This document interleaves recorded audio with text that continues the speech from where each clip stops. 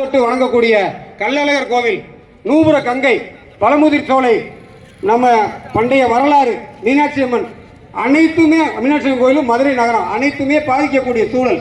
அவங்க தோண்ட ஆரம்பிச்சாங்கன்னா அந்த அளவுக்கு ஆழம் தோண்டுவாங்க.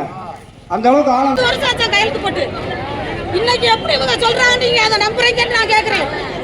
இன்னைக்கு அவங்க சொல்றாங்கம்மா, இன்னைக்கு நம்பி கை தட்டுறீங்க. அமைச்சர் தானே அவர் பெரிய ஆளா, மக்களால் தேர்ந்தெடுக்கப்பட்ட ஒரு நபர் தான். நம்ம வந்து வேணாம் தூக்கி போட்டு போயிடணும்.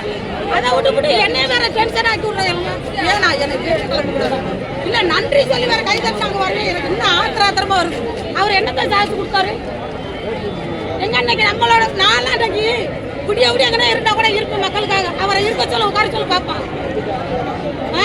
எதுக்கு கை தட்டினீங்க? காரணம் இல்லாம கை என்ன சாதிச்சு அங்க நிறைவேற்றி கொடுத்துட்டாரு. உங்களுக்கு சென்ட்ரல் கவர்மெண்ட்ல தீர்மானம் வந்துருச்சா?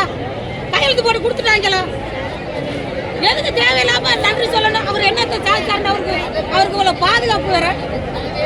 பாதுகாப்பு மக்களுக்கு தான் வேணும். சரி, இது சரியான தகவல் நமக்கு கிடைக்கட்டும். ஆர்டிஐல நம்ம எடுத்துட்டு அதுக்கப்புறம் நம்ம இந்த போராட்டத்தை முன்னெடுப்ப வேண்டும்.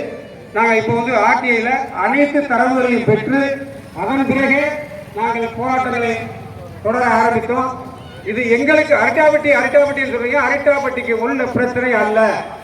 மதுரை மாவட்டமே, மதுரையோட பண்பாடு சரி, சுற்றுச்சூழலும் சரி, இயற்கை வளமும் சரி, அனைத்தும் பாதிக்கக்கூடிய மதுரை மாவட்டமே அரட்டாப்பட்டியில தோண்ட ஆரம்பிச்சா